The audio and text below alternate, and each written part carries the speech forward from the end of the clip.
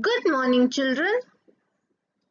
I welcome you back to one more edition of Physical Features of India. In this edition, we are going to look at more physical features from the previous ones. Let me see if you recall what we have done before. Do you remember the Himalayan ranges? Can you name them? Oh, I see.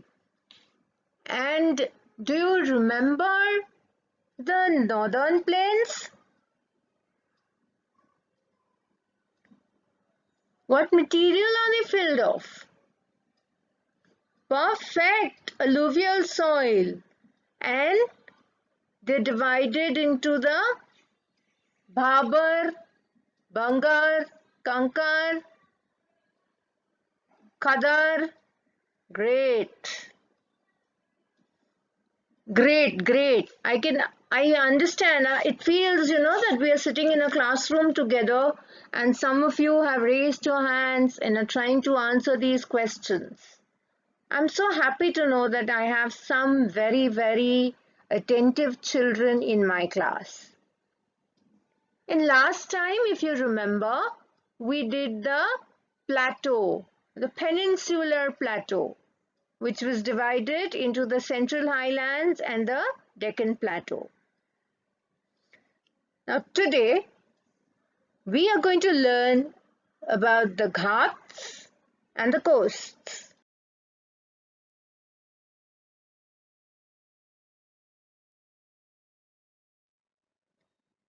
The Western Ghats and the Eastern Ghats are today's topic.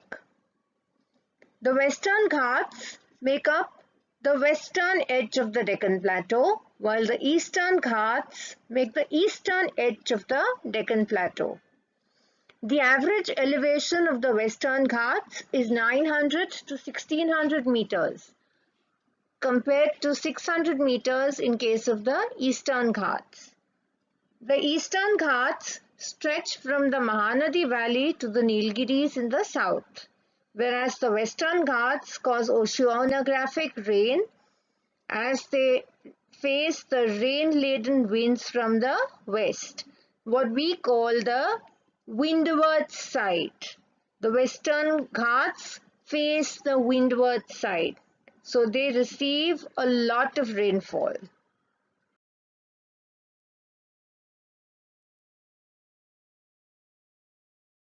Now the Western Ghats, as I told you, make the western edge of the Deccan Plateau.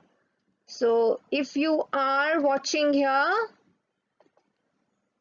you will be able to see somewhere here will be your Western Ghats. They are shown in this map to you. They lie parallel to the western coast. Similarly, you will see the Eastern Ghats a little later.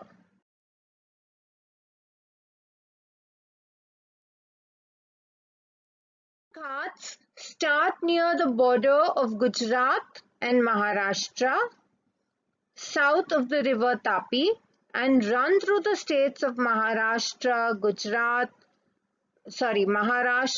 Goa, Karnataka, Tamil Nadu, Kerala. They end at Kanyakumari, the southernmost tip of India. The total length is approximately 1600 kilometers.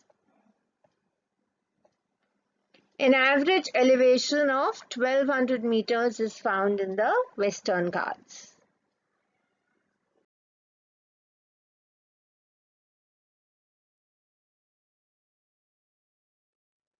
Now, there's a legend which says that the Western Ghats are not true mountains, but they are the faulted edge of the Deccan Plateau. They are believed to have been formed during the breakup of the supercontinent into Gondwana land some 150 million years ago. Last time I remember having shown you that image.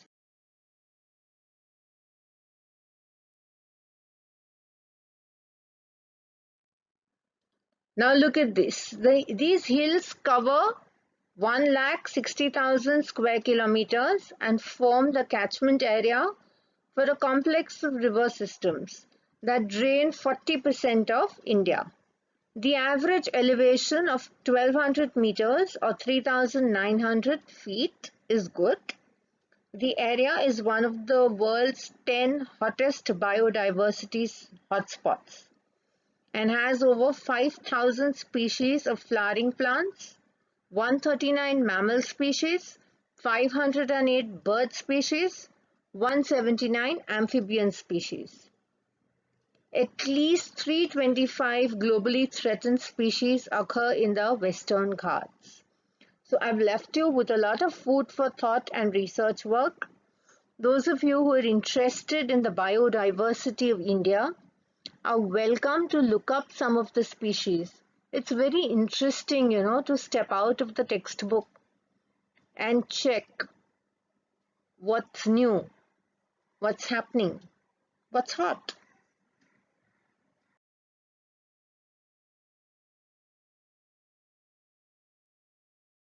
Western Ghats are known by different local names. Like in Maharashtra, we know them very, very well in Maharashtra, Goa, Karnataka as the Sahyadris. But in Karnataka near Mysore, they're called Biligiri Rangana Betta. In Tamil Nadu, they're called Nilaigiri Malai. They're also in Tamil Nadu and Kerala called the Anamalai Hills and the Cardamom Hills.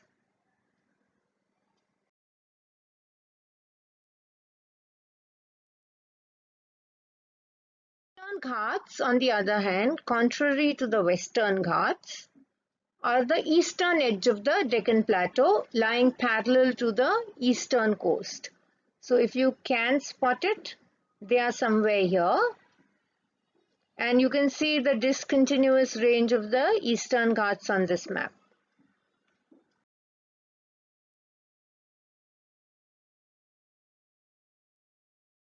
Eastern Ghats run from West Bengal in the north through Odisha, Andhra Pradesh and Tamil Nadu in the south. The average elevation I told you before too, it was only 600 meters. And the Eastern Ghats are a discontinuous range and irregular and dissected by the rivers Godavari, Mahanadi, Krishna and Kaveri. All of these rivers drain into the Bay of Bengal. Only the Narmada and Tapi are the two peninsular rivers draining into the Arabian Sea.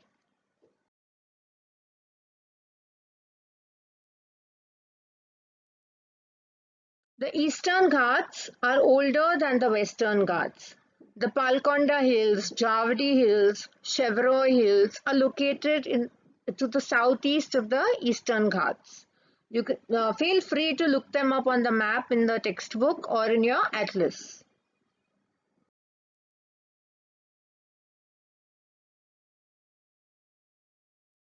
Doesn't that picture bring in some feeling into us?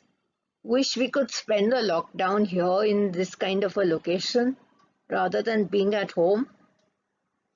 Well, welcome to the coastal plains.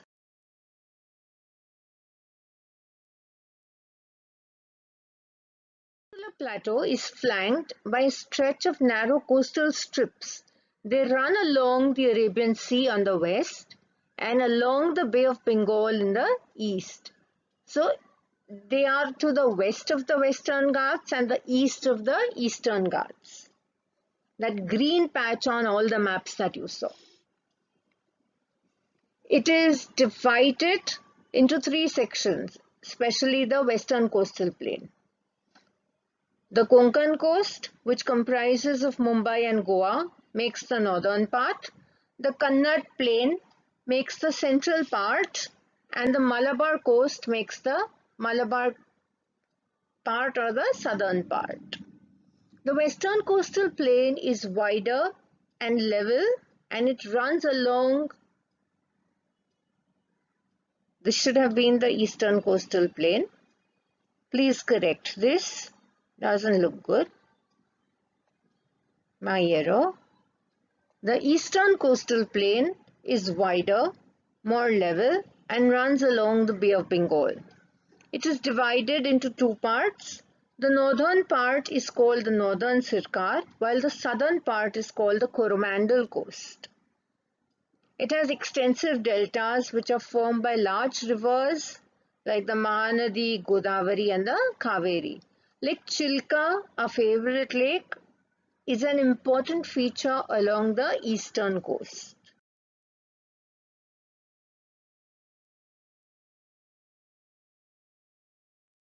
Now look at this on your screen. The northern part of the coast, I told you, on the western coastal plain, Konkan, Mumbai, Goa, central stretch, Kannad, southern stretch referred to the Malabar coast. The plain along the Bay of Bengal is the eastern coastal plain. In the northern part, it is referred to as the Northern Sircar. In the southern part, it is called Coromandel, divided by the large rivers and Lake Chilka being an important part.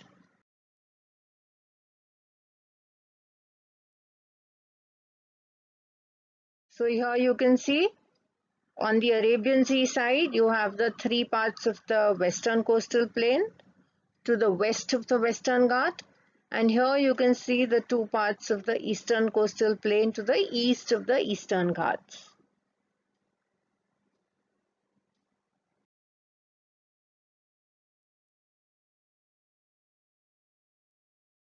Time for homework.